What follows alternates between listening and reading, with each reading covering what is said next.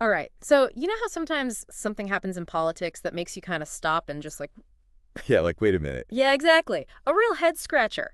And South Africa just gave us one of those moments. It definitely got everyone's attention, that's for sure. A pretty wild situation unfolding in Cape Town, and we're going to break it all down for you today. Should be a fascinating deep dive. Oh, yeah, we're going deep on this one. We've got a whole stack of news reports right here about this major political shakeup. We're talking about Bonella Majingo, the ANC's caucus leader in Cape Town. He just made a big move over to the DA. Yeah, he was basically the head honcho for the ANC in the city council there. Exactly. So we're talking about a significant figure in the opposition, and he just up and switched sides. So in this deep dive, we really want to get to the bottom of this for you. Like, what does this really mean? What are the immediate consequences? And what does this tell us about the bigger picture of politics in South Africa? Especially with those elections coming up. Yeah, exactly. Because you want to know the key takeaways without getting lost in all the weeds, right? Right. We'll sift through it all for you. That's what we're here for. All right, so let's get down to brass tacks. Bonella Majingo was the ANC's point man in Cape Town. For almost 3 years, he was leading the opposition there. But then, boom, March 27th, 2025, he announces he's jumping ship to the DA. Just like that. Yep, no warning. That in itself is a pretty big deal, right? But here's where it gets really interesting for you folks. This all went down right before Majingo was about to introduce a motion of no confidence against the DA Speaker of the Council, Felicity Purchase. Talk about awkward timing. You said it. I mean, imagine being in that room. The tension must have been palpable. Yeah. So the big question here is why? Why would someone in such a key opposition role just flip like that? And right before making a major move against the ruling party, no less. Yeah, that timing definitely raises some eyebrows. Yeah. That makes you wonder what was going on behind the scenes. Exactly. So according to what we're seeing in these reports, Majingo saying he made this decision after a lot of thought, careful consideration and all that. And he's claiming it all boils down to him agreeing more and more with what the DA stands for. Right. Aligning with their values and all that. Yeah. He specifically mentioned their commitment to clean governance and economic growth. And he also highlighted their focus on actually delivering services to poor residents and the unemployed. So focusing on the people who need it most. That's the idea. Yeah. But, clean governance and economic growth, those are kind of broad terms, right? Oh, yeah, for sure.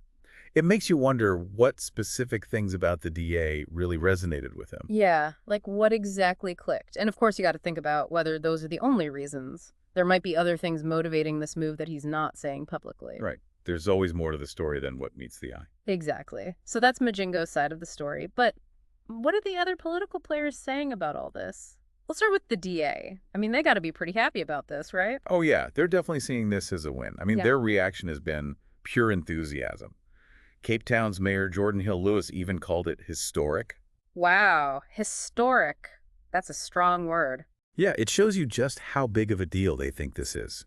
They were portraying this as a potential turning point, a sign that things are really shifting in their favor. And they're using this to their advantage, trying to show everyone that their way of governing in the Western Cape is working. They've been in charge there for a while now. Since 2009. So they're pointing to their track record and saying, hey, look, this is what we could do. And they're basically inviting other ANC members and voters to come join them, talking about building a future of opportunity. It's a pretty clever strategy. Yeah, for sure. Yeah. It's like a giant welcome mat. But what about the ANC? How are they spinning this? Well, publicly, at least, they're downplaying the whole thing, acting like it's no big deal. Akona Anganamba, who's a spokesperson for the ANC in the Western Cape, said it wasn't about principles at all. She's saying it was just a strategic move on Majingo's part to protect his position and his salary. So basically they're saying he's just looking out for himself. Exactly. Painting him as a self-serving politician. But even though they're putting on a brave face, you gotta figure they're not too thrilled about this.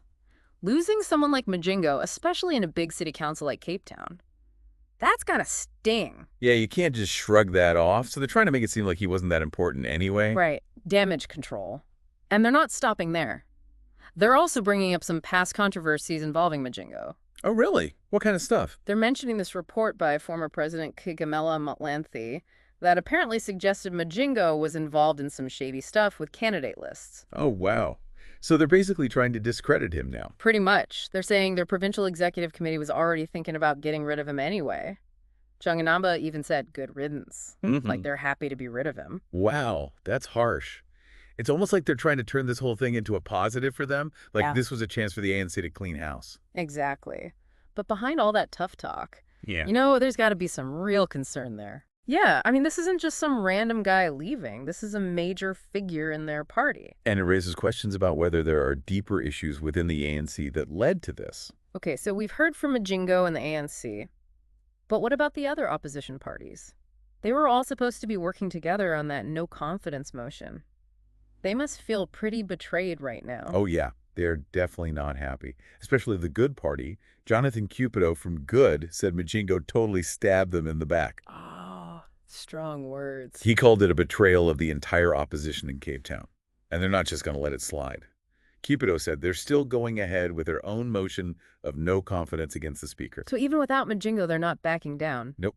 They're still determined to challenge the DA, which means that the opposition's united front has basically crumbled. At least for now. Yeah, it's every party for themselves now. And it'll be interesting to see how this plays out in the long run. I mean, this whole situation feels like a microcosm of the bigger political shifts that are happening in South Africa right now. We saw in the 2024 elections that the ANC support has really taken a hit. Yeah, they lost their outright majority for the first time, Yeah.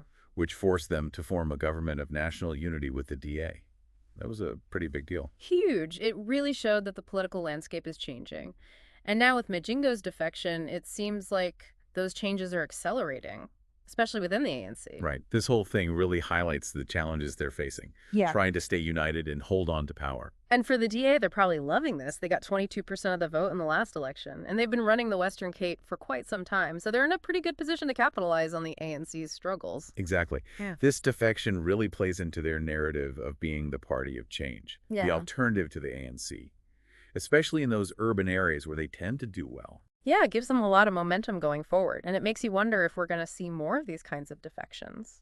Are people becoming less loyal to their traditional parties? It's a good question. Hmm. Are we seeing a shift away from those old ideological lines?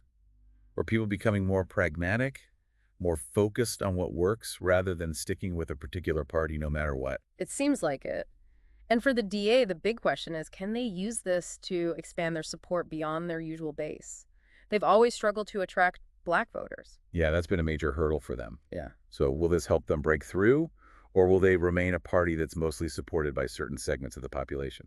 Time will tell. And then there's the ANC. They're facing pressure not just from the DA, but also from parties like the EFF and the MK party. So they're being squeezed from all sides. Yeah, they're definitely feeling the heat. And this defection just adds another layer of complexity to their situation.